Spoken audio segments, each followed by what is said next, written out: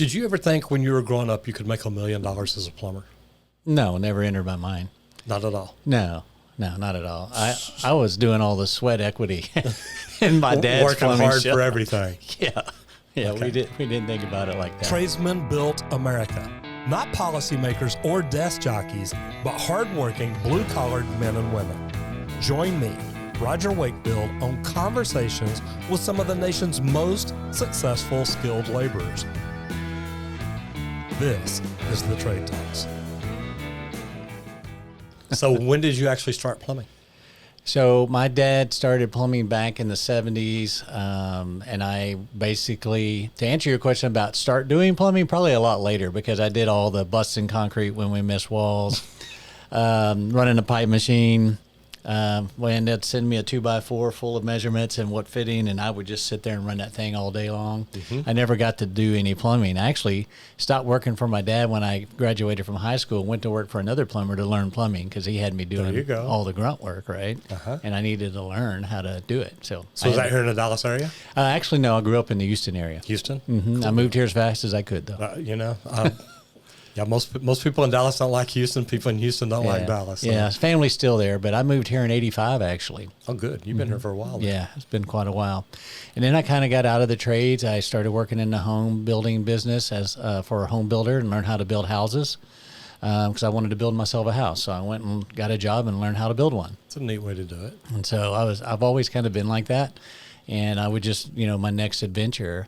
And I was actually working for a home builder when I got my first plumbing company. It's called Berkeys Plumbing. Mr. Berkey, unfortunately, had passed away at the age of 43, and he was doing our plumbing work, and they weren't able to do as good a job once he left. I mean, the widow was having a hard time keeping the business going, and we made a deal together, and I told her, I don't know anything about running a business at all, but if you give me a shot, I'll pay you, whatever you think it's worth. Just, give me an opportunity to get on my feet and take care of it. Well, we paid her off in a year. Yeah. And Berkeys is one of the biggest plumbing companies in town now. Yes, sir. Yes, sir. We built it. We 100X that baby, made it really, really large. And then from there, I met a couple guys out of the Silicon Valley area. Okay. Now I know where you're going. So hold on a minute. Let's go back to the plumbing. Okay.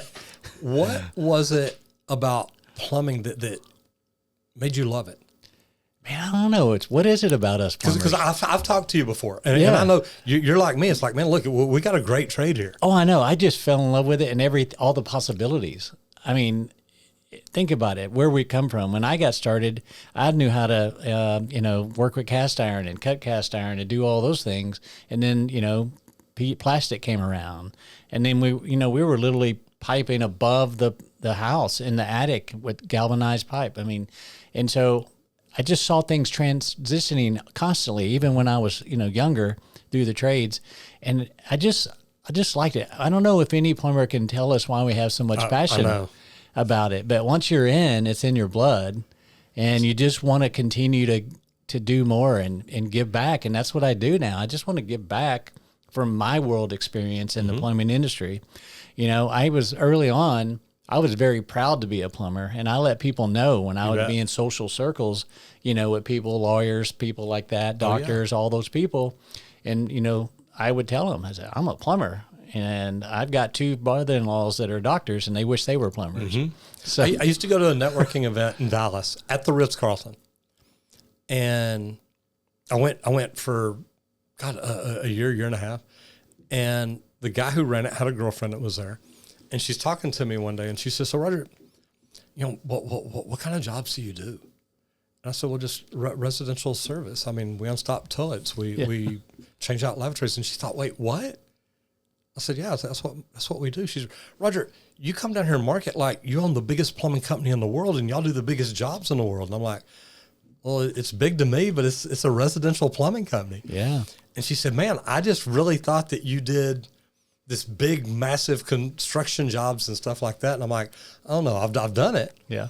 I'm lucky because in my career, I've done residential, I've done commercial, I've done industrial, I've done new construction, I've done service.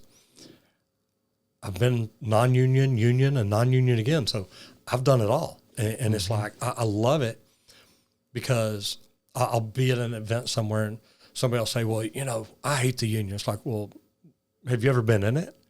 And they're like, no. It's like, well, then don't tell me you hate it because you don't know anything about it. Right. And then, but the same way when open shop guys or when union guys are like, you know, I hate open shop plumbers. I said, well, why? It's like, well, they're stupid. It's like, really? Because I moved up to director of operations. I grew up open shop. I got in the union later. So you really don't know anything about it. So why do you hate it? And they're like, well, I don't know. And it's like, okay, so let's look at that. What was your favorite thing to do when you were a plumber in the field? Well, I guess I took control of the pipe machine. For some reason, it was the worst job, I guess. It was the dirtiest. Oh, yeah. And the heaviest, you got to pick that big thing up and put it in and out of the truck. But I got to where I could run the pipe machine without ever turning it off. And so I was the quickest and became the quickest. And I was proud of that.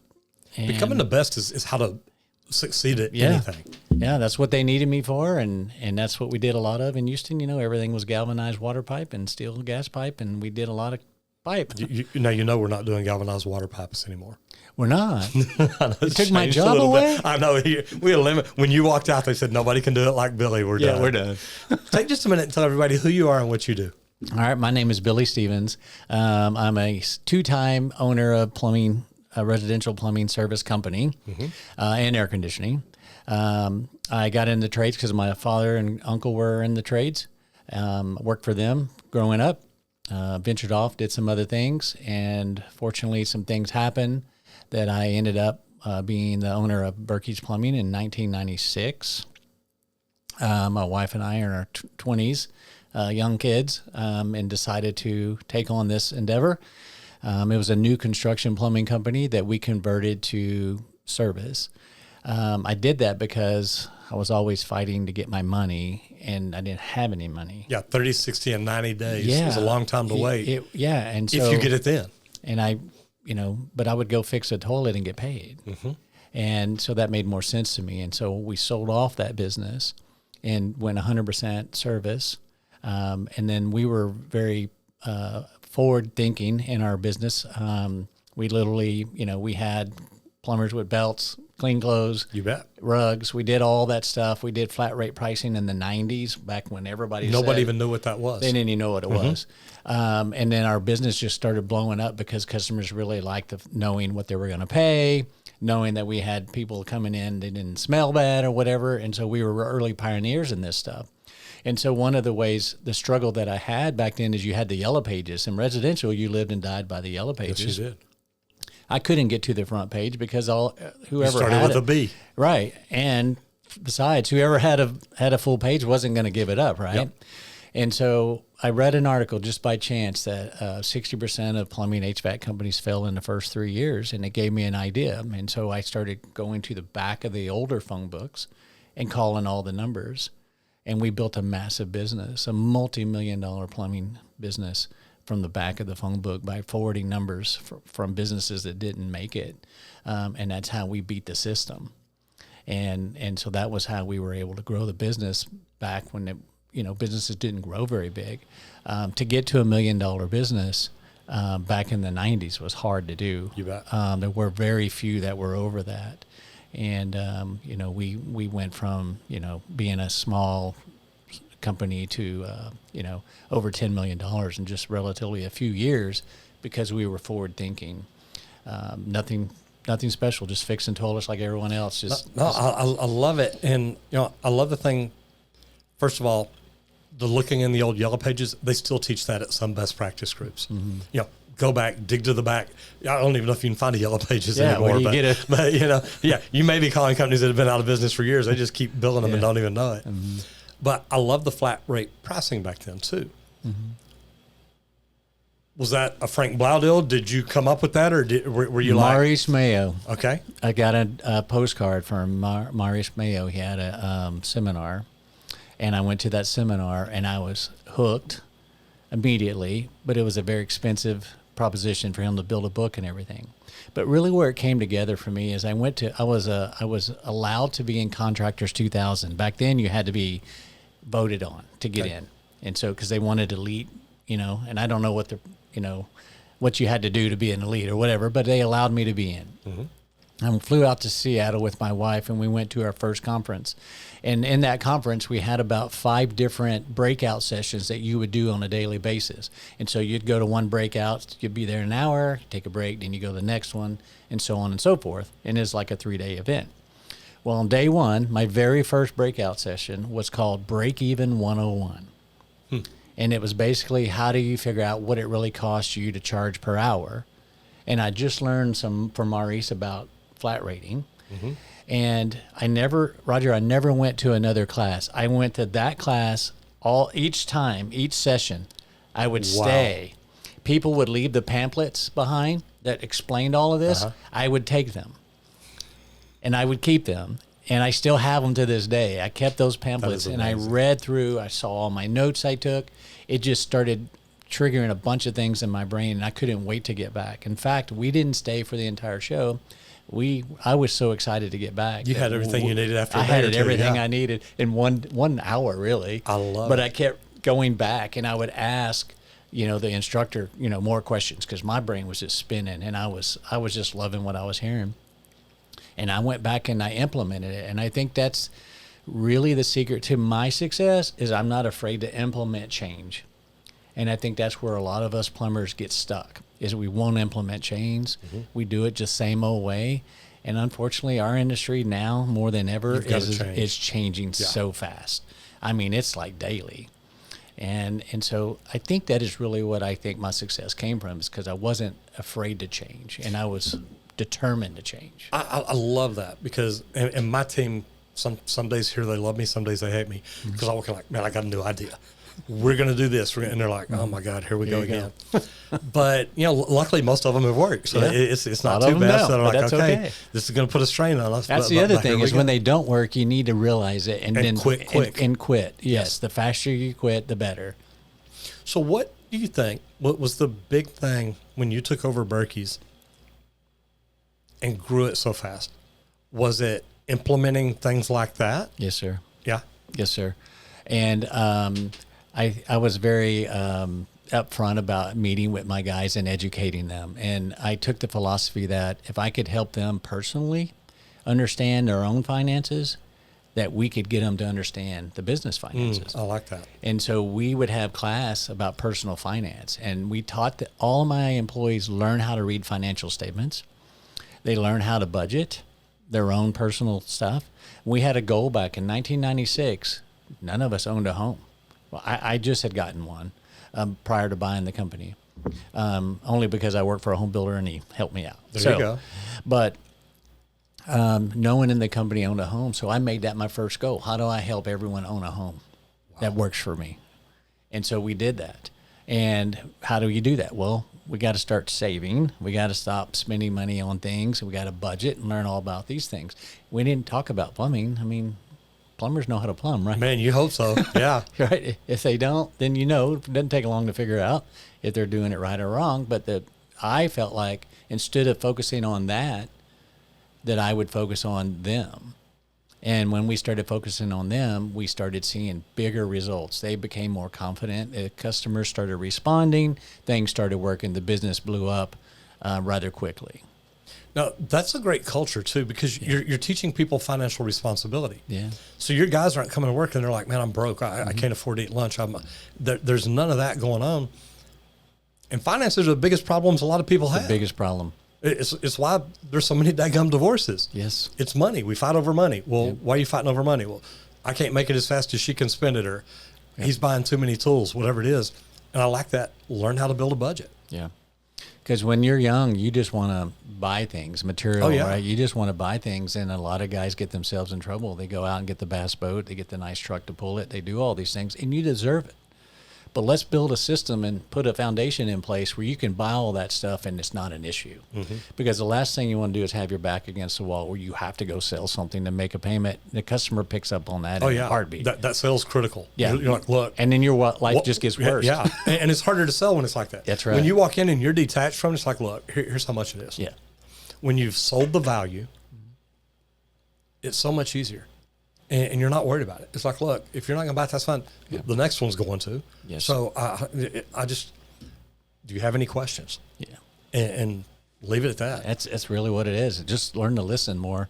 And God, that's the biggest thing. Because the females at the home are usually who we're dealing with. No one's listening to them. The kids are yelling, always wanting something from mom. Husband's preoccupied, whatever. If you just show up and listen to her, she's buying from you. The first time you look at them and say, so what I heard you say is, this is the problem. This is your expectation. Your kids are fixing to be teenagers. And these are the things you've tried that hadn't worked. Let me give you something that will work. Yeah. But as soon as you tell her what I heard you say is, you're like, wait, you heard me? Yeah. It's a big deal. And a lot of people don't. Big deal. And it's funny because, I told you earlier that I spoke at an event in Virginia this last Friday for PHCC Virginia. And one of the speaker that spoke that morning talked about active listening. Well, I've gone through the Sandler sales program. And the young lady, Tina and Carl Graff, that teach this particular section about listening, Tina calls it listen to repeat. If you listen to what someone says well enough that you can repeat it back to them, you're not thinking like, okay, I already know the problem, lady, just quit talking, I'm going to fix it. Yeah. And you listen. Even if you know that you're the plumber, you should know the problem. You should know how to fix it. But if she's talking to you, she may tell you something else. Oh, and we had the water heater changed out 11 years ago, so that's not the problem. Can I see that water heater? Yeah, right. It may be time for another one. It may be. And then it's like, wow, I didn't even think about that. Yeah. But yeah, if you're not listening, if you're already thinking, yeah, that's not the problem. Wait, she just told you she needs a new water heater, and you're not even listening. That's right. It's that cause and effect. We teach that as well. We always address the effect, but what's the cause? You bet. And that's really what we do is we identify what caused the problem. In that situation, you just get a random call that, it's not a great call, a drippy faucet. Nobody really wants that one. You could show up with an 18-wheeler with every valve in the country and not have that one. Unfortunately, when we go to, right? You're never going to have the one you need. They're terrible calls because they're always making another trip, and you're competing against a new faucet at Home Depot versus a rebuild, right? Yeah. And so they're terrible calls, but, we instruct our guys on, what, there's a reason why this thing's dripping. That's the effect of what you're seeing. What caused it? It's debris, right? Pull that aerator off, look at that debris, and now tell your story to the customer. This is what's causing it. This is happening in all your hard faucets. Water, chlorine, whatever it is. So you can talk to them about, a water softener. You can talk to them about a filtration system. You can go and look at the water heater and start having that conversation because the debris is down in the bottom of that water heater as well. And so this is just taking care of the cause. We don't want to be like the medical industry where we're just treating the symptoms. We want to get rid of the root cause. Absolutely. And that's what's doing right by the customer, just doing right. I think that is something that we do a good job of explaining. And then, you talked about culture. You brought that up earlier. Culture is the number one thing that we try to do. And when you're owning a business, guys, I'm telling you, culture is where it's at. And what is culture? Well, you may think you have great culture, but really and truly, culture comes through being a leader. You're going to have to lead your men. They want to be led. We all want to be led. We all want to have the higher power. We all feel like we need to be led. That's just our nature. So be a leader. Don't be afraid. Oh my gosh, I can't find other plumbers. I don't want to make this guy mad or whatever. You can't lead like that. No, and if you've got a good culture, you're not looking for other plumbers. You're not. Your plumbers aren't going anywhere. That's right. And every time they meet a plumber, they're like, hey, man, you need to come to work for us. They're like, you can't pay me enough to leave. Yeah, educate them. That's all you need to do. Teach them about the things outside of the world of plumbing. And that's how you build culture. And then give them support. Support them to be successful. This video is sponsored by High Level. For your 30-day free trial, go to gohighlevel.com/Roger Wakefield. Now, God, I'm trying to remember where it was I ran into you. I think it was Birmingham. We were at a show. Yeah, we were at a show. And we were talking about these companies, VC groups and stuff like that. So when you grew Berkeys, then you met some people that understood VC and venture capital and all that. What made you even think about that? These are really hard questions. Well, No. yeah. I'm a because complicated man. I mean, no, it's You know what, Roger? At the end of the day, we're plumbers, so people look at us and think you should have never thought about stuff like that. No, they're not. They weren't plumbers. They're not plumbers. No, I understand them, but you were. But I was, and so I never stopped questioning. I mean, I'm just not going to sit there and rest on my laurels. I'm a busy guy, and I just started learning a little bit about it. There was this VC world and the PE world. So you got venture capital, and then you got private equity. So I went the private equity route, and I met with these guys, met them through a friend of a friend, and started explaining to them, what could be possible in the trades. And we've had the roll-ups of the 90s. That blew up. That didn't work well. And private equity seemed like a great place to be, and the government was really pushing private equity at the time. Through SBA loans and stuff like that. And so it just kind of all clicked in my head, and I'm like, well, let's talk about what we can do here. And so we used Berkeys as the platform for the first ever private equity company to come out.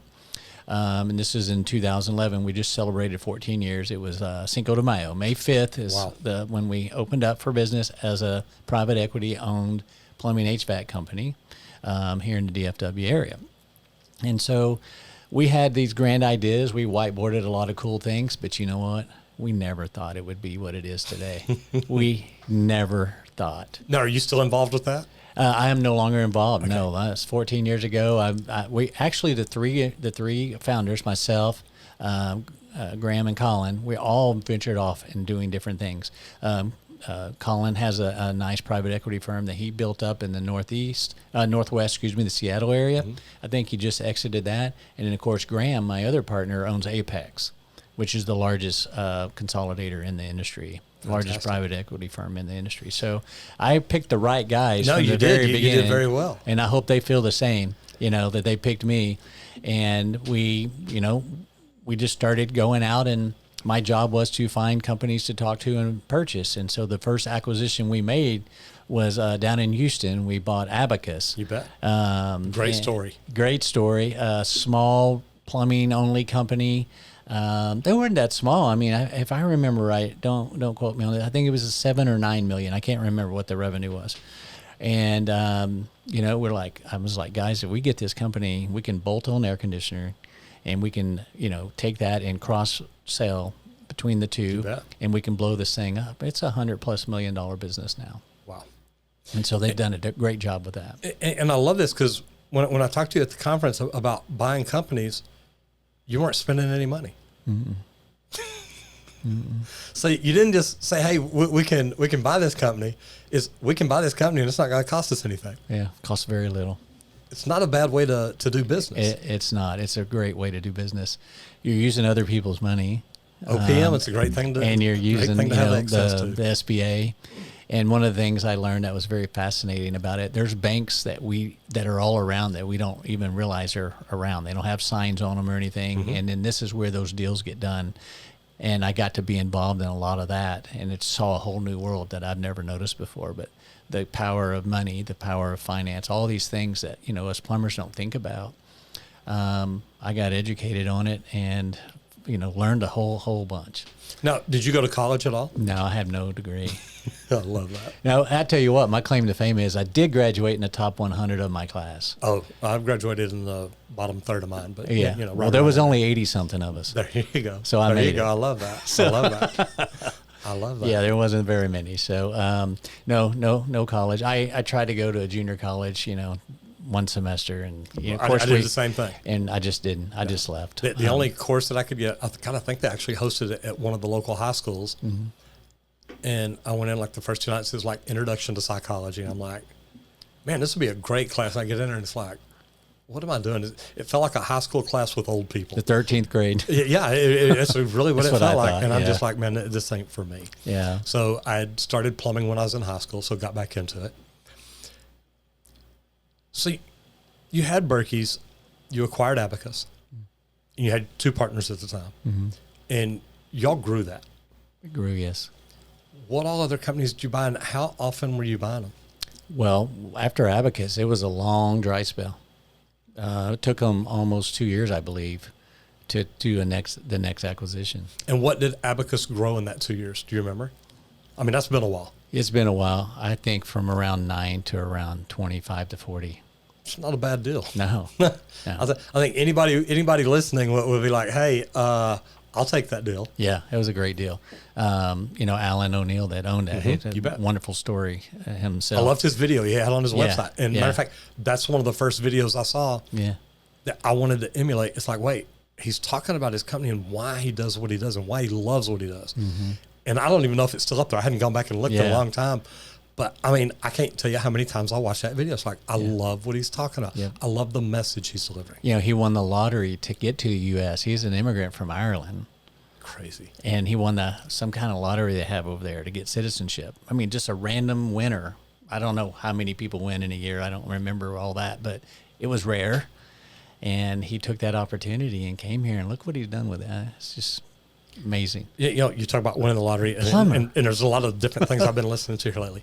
A guy named Taylor Kavanaugh, former Navy SEAL and French Legionnaire, got in trouble in the Navy SEALs, got kicked out, joined the French Legionnaire, and he's talking because the way you join the French Legionnaire is you literally go down to the office and you knock on this door, and there's no online site to fill out, nothing like that, and you walk in the door, and he talks about his training, and one of the first things they do, go to the pull-up bar. And based on your weight or whatever, you've got to do so many pull-ups. If you don't do it, they're like, we're not taking you by. You're out. And they don't care about it. And they're like, well, wait, I just spent $5,000 getting here. We don't care. Bye. Talk about one of the guys that he trained with was from Kenya or something. And you can't get out of the country, and you can't get on a plane, fly to France or anything. So he learned to run, got so good at running that he signed up for a track meet in France, shows up in France to see y'all later, bye, goes down, knocks on the door, and became a Legionnaire. So, that's awesome. And he said that's what it is like winning the lottery. Yeah. And then, of course, the Dallas Mavericks won the lottery last night or the day before. The chance to win the lottery where they were at 1.8%. Wow. And they won, and everybody now's like, the lottery's rigged. Well, I don't think anybody's ever won it with that deal. So, after Abacus, had you already created the wrench group, or did that come? No, that came after me. Okay. So that was a sale. Okay. That was a sale. So the first flip was to a sheik from Bahrain. Literally, a sheik from Bahrain was the first flip that they made. And then from there, the wrench group was formed from some acquisitions that were made prior to it being the wrench group. And so I wasn't a part of the wrench group. I was a part of everything before the wrench group that built up to it. And so they've been extremely successful as well. And it just came from the formula that I instilled at Berkeys, and that formula is what helped us propel this idea and this revolution that we're in now, of businesses being able to exit. We didn't have that before. We didn't have that. No, I'm going to work till I die. I mean, no one in their right mind would have ever imagined how much money, when I got that money, that has never been done before. Right. No one has ever achieved that before at that time. And because your only way to sell a company back then was to sell it to your kids, a competitor, or close it up. And when close it up when you retire or die.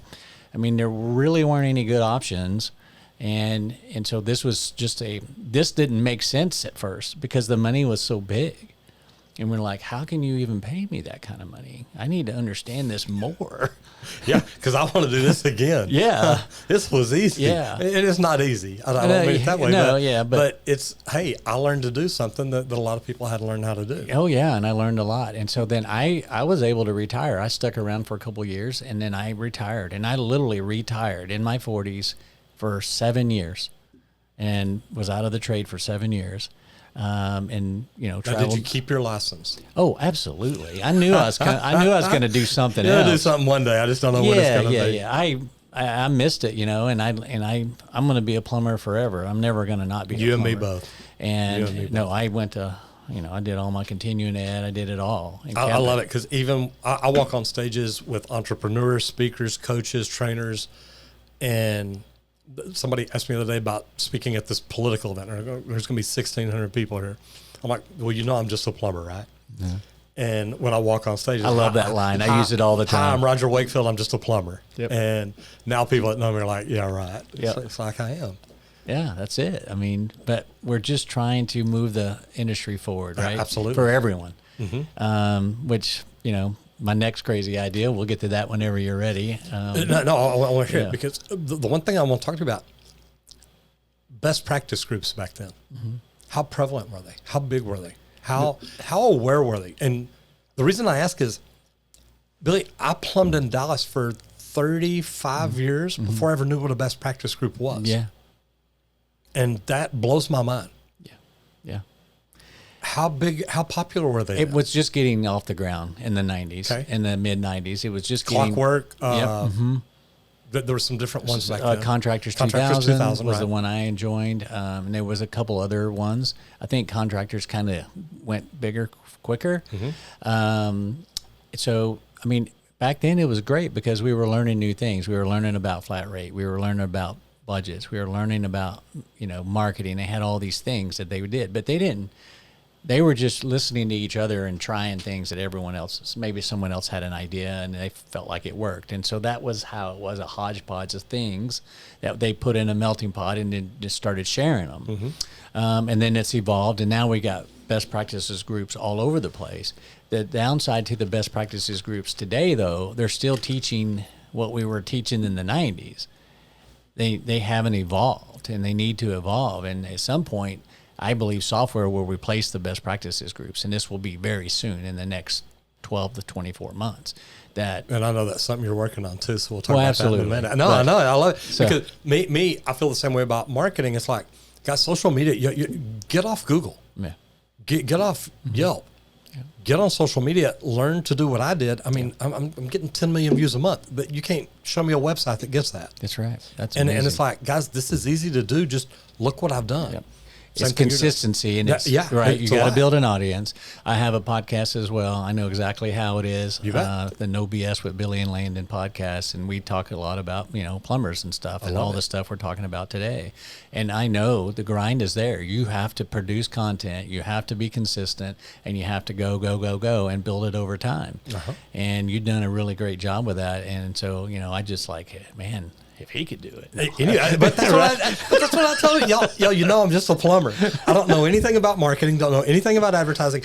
I walked into a conference, heard a guy talking about YouTube, and literally I walked in the wrong room. Yeah. So I'm 54 at the time. So I'm walking down the corridor in San Diego to go to another Facebook room, and I saw a placard that said, "Get in front of your customers using video." I thought, God, we could do that. Because we had made a couple of videos. I'd hired people to shoot videos. So I walk in, sit down on the front row. The guy walks out and says, YouTube is the second largest search engine in the world. Yes, it is. And I thought, you're stupid. You don't know anything. And I shut my book, and I put my hand on the chair next to me, and I'm trying to raise up, and I look at the back of the room, and there's standing room only. Yeah. And I look back up like, maybe he knows something. And he says, and it's owned by Google, the largest search engine in the world. Yeah. And I thought, wait, we're sending all this money to Google. Why aren't we sending any money to YouTube? Little did I know that Google, who owned YouTube, would be sending me money for doing what I do. That's right. Isn't that crazy? And it's a trip. Yeah. Yeah. That's I'm awesome. glad I walked into the wrong room. Yeah. Yeah. It's just how things happen. I'm glad that first meeting that I had at that conference was the one that it set me on the path to where I am today. Just being in that, I'm so glad I picked that class. I don't know what the after other me picking the one I did, I didn't go the rest of the Facebook classes. I'm like, man, there's something else to learn here. That's right. That did the same thing. Yes, indeed. And so just, I guess how it happens. My dad, that's one thing about my dad. He always says, you're going to get 1 to 2 opportunities. You just got to be aware when they come your way. Absolutely. And I never forgot that. And so I made myself hyper aware of anything that I was being introduced to that was new or different. And I was taught opportunities don't go away. They go to somebody else. That's right. And it's like, okay, wait a minute. That's Mark Cuban about it. He says, Yeah. the guy came to me with Uber. It's like, yeah, that ain't never going to work. Yeah. He's like, kind of wish I'd have done that one. Right. You know? Exactly. So you got back in after 7 years. What did you do then? Well, I started a new company called BillyGo. And Which is still around. Oh, yeah, still around, growing like crazy. The name was, I'll tell you the story about the name. Everything has a reason. I was retired for 7 years, and all of a sudden I was around my wife a lot. I already know how this is. And I heard BillyGo do this. Billy go, just go. Do, right? I kept hearing it over and over again. And one day I'm like, I'm going to go online and see if that's available. If there's a .com for that. I love it. And I picked it up for $130. Started a company called BillyGo.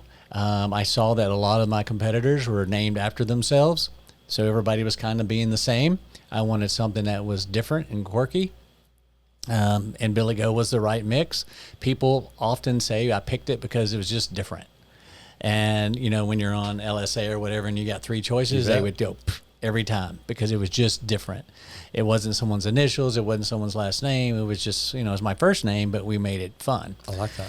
And so marketing is kind of my forte, even though I didn't realize it. It just developed that instinct. People told me, Roger, you understand marketing. Now I was like, no, I just keep doing what I'm doing. Yeah, it's not, I never, you know, again, like we never went to school for it, but we get it, right? What would make me want to do something is how I look at it. And so the name stuck, really went well.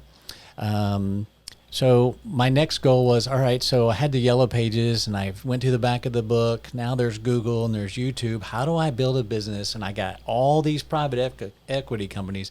I mean, I'm literally 3 miles from my old company. Right. Then I got another large company, maybe another 4 miles away. And then a third one, maybe 8 miles away. Okay. So, and then all the others, right? Oh, yeah. And we didn't exist. We were just like coming out of nowhere. And so how do I stand out? And so I'm like, okay, how do I apply the back of the phone book strategy to Google? And then how do I optimize it? You bet. And so I'm like, I got to figure this out. So that's when the idea of software was born. I needed something that would make me stand out. And so what I learned was, I already knew this, but the average time spent on someone's website in the plumbing HVAC industry is less than 30 seconds. Oh, yeah. It's very short. And I'm like, okay, that's fine. But if I can make them stay there 2 minutes or a minute, just double it, Google's going to notice. They're going to pay attention to that. And so we built a customer portal where all the intaking of calls, all the online bookings happen on our website. The customer doesn't realize this. We built the software to sit on the website. And so now we're booking calls. We're sending these pixels, they call them. Oh, yeah. This data back to Google and saying, look, this lady clicked on, I need a new water heater. And she actually scheduled went through one. The whole still, and she was there for 3 minutes. That's right. Yes. And it took her 3 minutes. And your domain authority starts doing this. That's right. And so we ranked on page 1 within about 60 days, which takes about a year in normal circumstances. We did $3.4 million in plumbing sales the very first year with 0 customers on the first day. Wow. And that's a great way to start. That was a great way to start.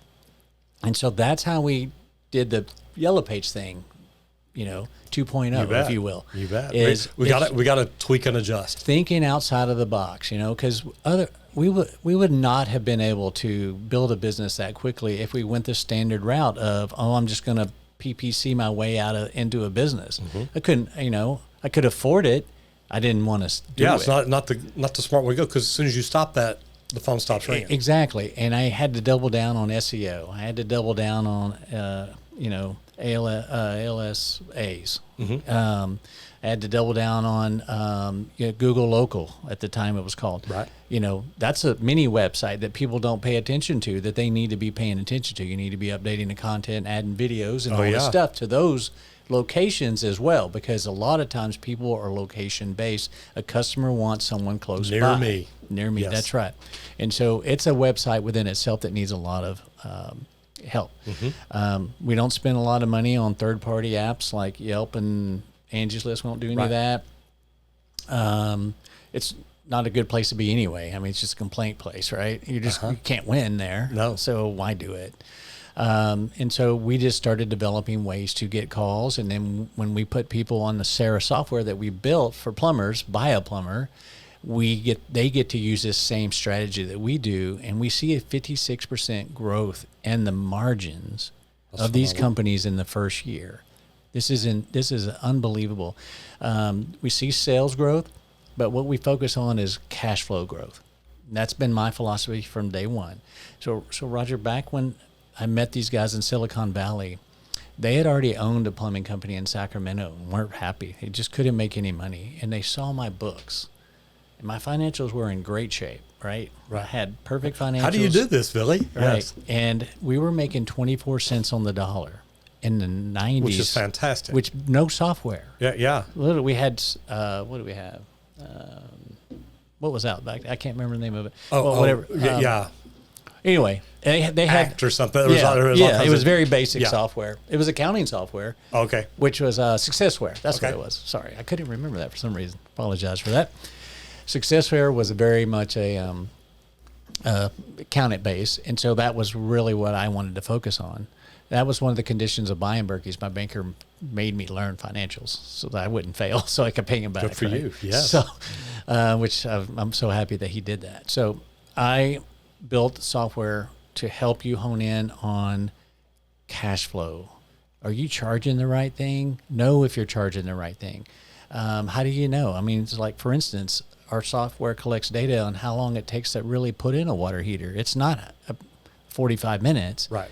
It's all the other stuff that you have to add up to, the deliveries, going and getting it, actually arriving and diagnosing it, getting paid. It's all how part many of the people, process. Yeah, how many people you involve in outside of just the plumber? Are you using install crews to come back after them, and put it in later? I mean, all these variables are thought out through the system, through the data, so that you can get your pricing where it needs to be and be profitable. Because that's, I think, is a big thing, is people really don't know what to charge. They think if I'm cheaper, I'm going to get more business. They think if I'm small, I'm a one truck guy. Your cost of being a one trucker, I'm sorry, is just as expensive as having a 20 trucker company, because your overhead is your mortgage or your rent, all your personal stuff. You've got to make enough to take care of that, and then you got to make enough to take care of the business. And so when I converted to flat rate in 1997,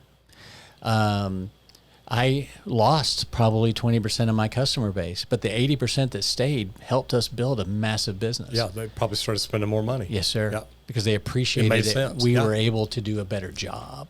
And so that hand in hand with financials, knowing what triggers to pull in the financials. And so I do a 90-day course on this. And when people exit it, their business is completely transformed in 90 days, because now we're using the principles of financials, not as the wind blows. Yeah. Plumbers aren't good financial people. They don't need to be. They just need. I mean, starting out, they don't know. They don't. Yeah, that's right. They don't even know super simple. how to spell P&L. That's exactly. I'm serious. I mean, Oh, I know. I remember the first time I got coach asked them this, every day, it's like, sir. wait, what? Yes, sir. Yeah. How'd you spell it again? And so we've been able to build it in a way that makes sense. It's super easy, so that they understand what's going on. You don't get complicated behind all that stuff. We just focus on, the percentage of things in a very small bucket. I don't really concern them with the overhead and all that's in the P&L. We work on the COGS, which is the cost of goods sold, and we learn how to build that in a way that they're getting the gross profit that they need to pay all the overhead costs. So there's two different things that happen in a P&L, and that's what we focus on.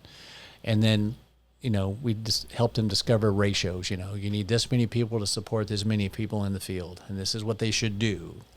Is it still 3 to 1?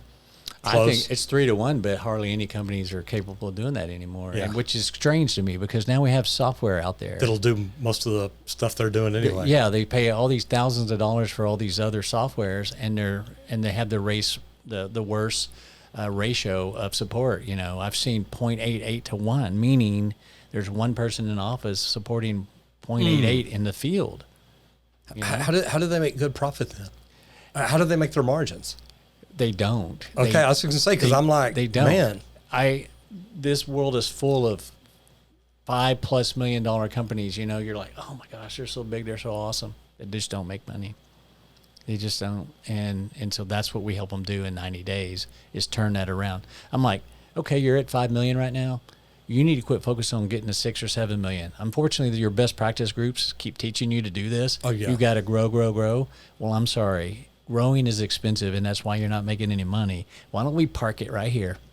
Make some money first. Let's make it efficient. Yes. Right? Oh, you need to get another trade. No. You get another trade when we have this dialed in, because all you're going to do is just rinse and repeat with the same problems you have now. You're just doubling them when you add another trade. And so learn to stop where you are and fix where you are. And that's what we help them do. And then once it's fixed, growth just happens. So now you're not striving to grow, it grows. And now you can afford to grow it. It's funny. You've got a friend, Ken Goodrich. I went through Michael Gerber's dream room.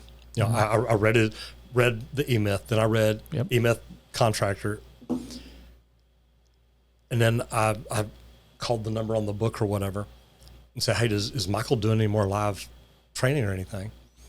And literally, I think I called on I'd read it that weekend, so I probably called Monday or Tuesday. I get a call back Wednesday saying, yeah, Michael's still doing it, but he's only doing one more. It's in San Diego. It's this Friday, and I'm broke. I mean, not broke, but I'm struggling. And I'm like, God. And I said, is it per person or what? Because my wife at the time was helping me run the company. And I was talking to Luz Delia, Michael's wife. Yep. And I said, so for this price, do I get to bring my wife? Because we run the company together. And I said, no, it's per person. I said, look, I can maybe find a way to do it if we can both come. She said, you know what, let me reach out to Michael. So it calls me about 20 minutes later. And I'm running my company, so I'm at home, not doing anything, no calls. And Julie came in and says, how's everything going? I said, it's great. I said, hey, I talked to the people over at E-Myth and yada, yada, yada. I said, oh, that's cool. I said, so what's going on? I said, well, I was finding out if he's doing anything live, and they're doing it, and it starts this Friday. And she's like, well, you need to be there. I said, I don't know that we can afford it. She says, we can't afford for you not to be there. Yeah.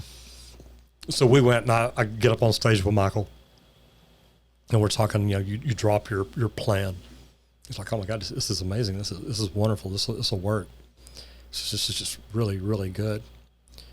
So he kind of hands it back to me, and I take it and turn around, walk off, and he pulls it back, and I'm like, what? You handed it to me. Yeah. He says, there's only one problem with this. He said, you got to fire the plumber. Yep. I said, but I am the plumber. He said, that's what I mean. You can't do all this if you're the plumber. Because if you're the technician or the manager, you can't be the entrepreneur. You got to be the entrepreneur. Yep. But one thing that you said a little different, he said, you need to start new co. He called it new co and old co. Mm-hmm. Old co's doing things wrong. You just need to pull out, start new co, and then slowly bring people over to it. And I'm like, wait, I can't just leave this company alone and go start another one. I like the way that you're like, look, we should come in and show them how to fix it. Yeah. How to implement. I talked to plumbers today that are charging $150 an hour. Yeah. And it's like, you're not making money. Right? I think we're doing okay. It's like, can you show me that? Yeah. Yep. And they don't know how to set their pricing. That's right. And by nature, we want to serve, right? Mm-hmm. That's just the plumbing industry. We want to serve, and I think we get caught up in that and don't realize that it's actually a business. You bet. That we need to serve, and it's our duty to. If you're going to own the business and take all that risk, you have to make enough money. Now you have to perform. I mean, you can't just gouge, overcharge. That's not what we're talking about here. You just have to know your numbers and know that I got to have this much money to do this job, mm-hmm. so that I can provide great insurance. Places for people to move up in my company, and all that. And so that costs some money. Straight up, $150 works if you got no desire to ever improve. If you just live week to week and all that, I mean. And if you're paying your guys about $15 an hour. Right. Get a good plumber these days. You ain't paying $15 anymore. No. And we hire kids off the street and teach them how to be plumbers. And we hire them at 15 off the street, green. Yeah. Can you spell your name? Yeah. Do you breathe every day, and can you be on time? Yeah. Then okay, we'll give you 15. That's right. I mean, I've heard a lot of guys from restaurants, Home Depots, those places, drive-throughs, car dealers. I go get my vehicle serviced, and I meet someone that's really on it. I'm, hey, what are you doing here? I used to tell the story about I used to go shopping over in Garland at night. I taught in the union. I always made it a point to swing into this grocery store at night, pick up stuff on the way home. And I'd go down the aisles, and when I saw a night stalker, I'd move real slow, and I'd watch them. And man, if they're just sitting there busy, they're humping it. By the time I got up to them, I'd say, I got a question. Are you going to do this forever? And they're like, oh God, no. It's like, well, what are you going to be then? They're like, I don't know yet. It's like, well, are you thinking about college, or what are you thinking about? And I'd normally turn around and say, look, if I can teach you how to make $100,000 to $150,000 a year in 4 or 5 years, would you be interested in that? And they're like, yeah. So I'd give them my card. Well, I was an instructor at the union. And that was my way of bringing That's how you people do in. it. Yeah. That's how we do it. Yeah. And we build a system in our company to move them through it, right? We You bet. start them off, they go in their help, and they learn the trade. Mm-hmm. Then they can become drain techs, right? And then they can become They can also do leak detection. leak detection as well. I used to have green apprentices that I taught how to use younger the better, because they Man, have better ears. You bet, yeah. I don't think I can find a leak anyway. I got a volume knob. You can turn it way up. Yeah.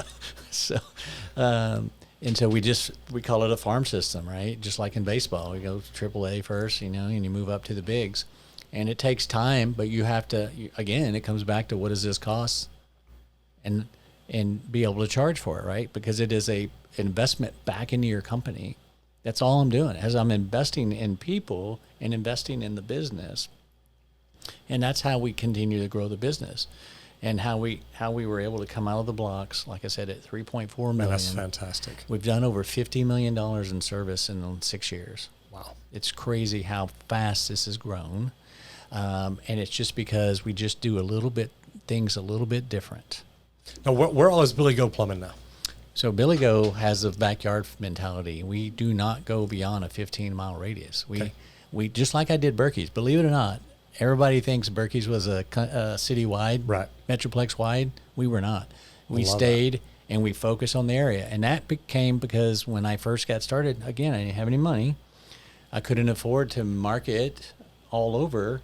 So we went and we did a lot of guerrilla marketing, what I call, banging on doors, meeting people, joining the chamber, getting involved, going to police stations, giving them pizza, celebrating the anything and everything. Everything. Just took the time to go do it. My wife and I got involved, and we started building the business, that way. And then when I came back into the scene, I went right back to where I was, same town, all that, and told everybody, "Hey, I'm back. It's BillyGo now." A lot of people, yeah. And boom, it just blew up. I love that. We had 28 people from my former business want a job on the first day that we opened up, and we're like, we don't even have a customer.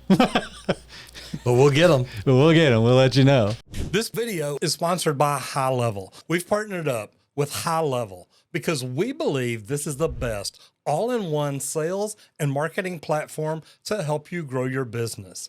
For your 30-day free trial, go to gohighlevel.com/Roger Wakefield. So I love that because when I left Michael Gerber in San Diego that day, he said, "Roger," he said, "I normally have to tell people to get outside the box." He says, "You're so far outside the box, you don't even see it." Yeah. And that's why I've enjoyed talking to you here. Thank you. Take a minute again. Tell everybody who you are, what you do, where they can find you, all that. Okay. So I'm Billy Stevens. I'm a master plumber since 1998. I lived in the DFW since 1985. I started with Berkeys Plumbing. Got that because unfortunate passing of Mr. Berkey, and bought it from the widow. She helped me finance it, along with a little loan at the bank. We grew that business. From there, we grew it into a very profitable business, which led us into the private equity world.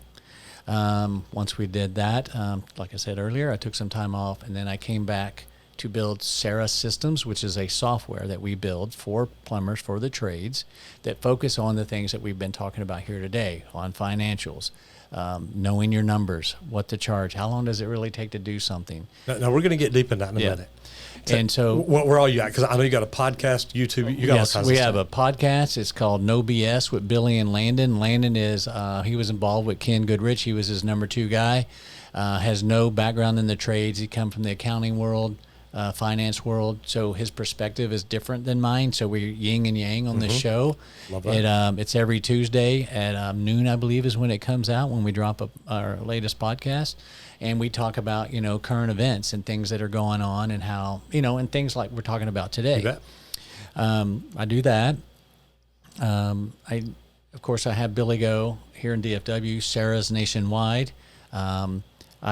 Software is a world I've never been in before. It is not easy. It is extremely hard, extremely expensive. I'm getting into the software world, and it's tough. Well, let's visit first. Yeah. It's a different animal. Yeah. But it is taken off. It's done really well. I'm very proud of what we've done with it. All of our investors are from the trades. Literally money, all 100% of the money has come from other contractors in the trades to build this software. And so it's not VC backed. It's not some computer guy that just came up with an idea and built a software. It is built, with me being involved all the time, and then with smart people to build it. So it goes back to, not going to college. Well, all I do is I employ a whole bunch of college degrees. You love that. Big six-figure Yes. people I employ, and here I am, that plumber running around, and hey, buddy, I need you to make it do this. Come on. That's right. That's right. And so I do that. I grew up riding dirt bikes back when you can ride one anywhere. I still to this day, I'm 61 years old. I'm 61. All right. 61 years old, rode dirt bikes my whole life. I actually have a dirt bike track. We have events called Billadilla. I love that. You can go to billadilla.com. You could go to BillyGo.com just to check out how we build websites, how they work. We have a lot of AI features that we have built. AI is a big part of what we're doing at Sarah now. I think we're in the forefront of that. We have a tool coming out how you can sell water heaters and HVAC systems online without all the questions that everybody else requires. Literally, we're using AI to let us know exactly what that customer already has and what they need, and they can just purchase it. So let's talk about Sarah real quick. What do you tell people it is? I've seen you at the trade shows in your Sarah booth, and it's a software. Mm-hmm. Is Sarah going to take over for best practice groups? Is Sarah going to take over marketing, advertising? Just what all does it do? Yes, sir. So our goal is to actually show you and teach you what happens on every job, where you fell short, where you did well, which jobs you work on. Literally already in Sarah, we can count down to your perfect profitability while you're doing the job. It knows how many people's on the job. It accumulates the time for all of them, the driving, going and getting gas. I have a saying in this industry. I learned that we're 38% efficient, meaning 62% of the time our plumbers, our technicians are not earning us any money. That 68% of the time, no money's being earned in your company, and that's if you're good. Wow. Right. And so that was a number that I just couldn't agree with. And so we built in Sarah job time efficiency so that we could start collecting data on where we're wasting time. Like, for instance, I'll give you a perfect example. It happens every day. You bring your guys into your shop, you send them in, maybe they're in a meeting, they're on the clock. Morning huddle, you bet. They're on the clock. They leave there, they go and flirt with the dispatcher, they go pick up their parts, or they don't. They have to come back while they're there. Right. There's a lot of loitering around. You bet. Everybody's on the clock. Then you finally get them out. They're doing jobs. They got to drive to the job. Maybe they need to go get gas. Maybe there's a long distance in between the other jobs. All this stuff is accumulated throughout the day. It even knows if someone's riding with them, so that time can be added as well. Mm-hmm. And so all this time gets accumulated, and then we can see what our job time efficiency is. In other words, did we bill better than 38%? Well, obviously we want to do that. And so we bill around 81%. Wow. On an annual basis. We haven't gotten it to 100. We're getting better and better and better. But our goal is to charge for everyone's time, every minute of everyone's time, all the time. Love that. And once we do that, we are a perfect run company that makes extremely large amounts of money. But here's the kicker. When you run a business like ours at 81% efficient, I can be cheaper and make more money. Oh, yeah. That is than the guy making... That is the byproduct of 20% according to best practice groups. Yes, sir. And normally he's making 10 to 11 or 12 maybe. That's right. You have to charge more when you're inefficient to make less. We can charge less, be more efficient, and make more. Wow. That's pretty interesting. Yes, sir. I like that. Thank you. How many companies do you have that are using Sarah right now? We have over several hundred. I don't know exactly. Is there any systems out there yours compares to, or that you think, hey, we've taken what they did and did it better? I don't really think I look at it like that. So software in general is a digital filing cabinet, and it only works if you have good processes. You bet. It's only going to help you. right? It may hinder you because it's not designed right, or it's complicated, it's gotten bloated and too big over time, or just doesn't do the right things. But all the softwares, in my opinion, are digital filing cabinets. Ours is a business partner. We want to partner with you and help you build a business that's profitable. And so that is why the company is exploding, why people are jumping on it. We've only been in the market 3 years. That's it. Our competitors have been in the market over 10 years before we got here. And so unfortunately with software, you build it in glacier time. It doesn't just, hey, you see that? I need a button right here. Right. Oh my gosh. I thought if you wanted a button, sure, Just we'll get you. Just add a button. Just add a button. Yeah. No, it doesn't work like that. What does that button touch, and where does it touch? Mm-hmm. Where else is it tied to that touches everything else? That's right. Yeah. And so a button could be a week. Yeah. Could be a week. Could be 2 weeks. It's crazy how hard it is. And so I've learned that. And then we've spent this last 3 years taking notes, learning from our customers that stayed with us, customers that didn't, all this stuff. And we've learned, and we've got Sarah 2.0 that will be debuting in Q1 of 2026, which will be AI generated. It will, right now we can book calls, we can schedule calls automatically in Sarah, but with our new AI widget, we're going to be able to do all that. We can also source calls for you as well. We're using that right now at BillyGo, where we're literally getting calls that people aren't actually getting on the open market that are coming into us through this thing that we're testing out right now. And so our future is really bright on all the different things that we have going on. Computers are changing. The computers that you're using today, you will not be using in 5 years. Right. It'll be different. It's just the way They're it is. going to be glasses or something. That's right. Yeah. It's going to be totally they're already talking about all that. Yes. Rings, glasses, watches. Yep. Here's our world. Yeah, yeah. And it's going to run your business, mm-hmm. right? More so. You can be a large company with a lot less people that costs money. That's just the way it's going, right? I mean, marketing, if you're in the marketing industry, you're going to be the first one to be disrupted because Chat GPT and, just basic AI already is disrupting that industry. Mm-hmm. And so that's why we just built a whole brand new website to be able to bring all this stuff in and use it to its capacity. And that's the beauty of owning a software company and a plumbing HVAC company, is that we can test at BillyGo. And everything I do at BillyGo, I share it with every contractor. We don't hold anything back. We're teaching everyone. That is what I came back to do. I didn't have to come back and work in this industry. Right. I was set. Right. Except your wife said, Billy, go. That's right. And I got the message. It's a good thing you did. Yes, sir. Tell me about the best day you've ever had in the plumbing industry. The best day ever in the plumbing industry, for me, well, the first thought would come to mind is when that check hit the bank account. There's a lot of zeros there. It was a lot of zeros. I didn't realize the value of zero until I saw them. Yeah, zero's got a lot of value. Right, yes, just sir. add one. I mean, in a way, that's your first reaction, but I think really the best thing is really the first day of BillyGo coming back in. To me, that was probably the biggest day ever, is just coming back and going, okay, I've already done this. We have a clean slate. In fact, we have it on our whiteboard in our big room. It says tabula rasa, clean slate, start over is what it means. And we question everything. And so to me, that is really my number one thing. It's not when I got paid. It's when I was able to come back from the lessons I've learned and start creating a business completely different than Berkeys. Completely different, with a different mentality, a different way of doing things. And it's just paid off significantly. And we want to share that. That's the other thing, is I came back to share it. You can email me at billy@billygo.com. And I will respond to you. I'll answer any of your questions. You can watch our podcast at No BS with Billy and Landon to learn just business things that we teach.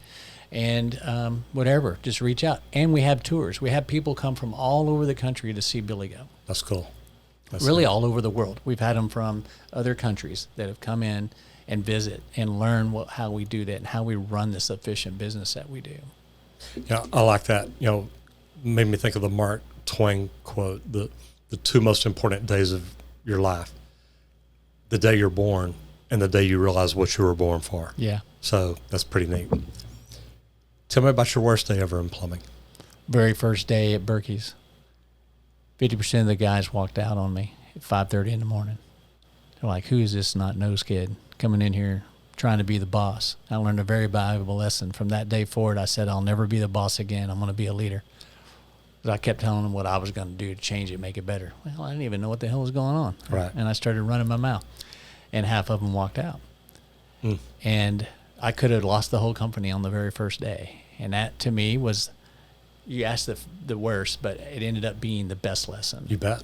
But going sometimes we got to learn from our worst days. That's right. And literally, my lesson started 5 minutes in. Wow. And it was scary. And I didn't sleep at all the night before because it was my first morning, right? And I didn't sleep again the night after because of what I did. And I had to make, damage control. And the way I stayed positive in that scenario is just, well, it's that much less payroll we got to come up with. Yeah. Right? So I spun it positively. Mm-hmm. But so those guys walked out and they took the commercial business with them. So they took half the business with them. He got it for free. He took the guys and they left. And so that was the scariest, worst scenario that happened in the first little hour of me being the new boss, until I realized I needed to be a leader and not a boss, and learn how to work with men and become someone that they would trust. And I had to build trust. And so literally going through that was the worst. Billy, this has been a pleasure. Thank you so much for coming in. I really do appreciate it. Thank you, Roger, for having me.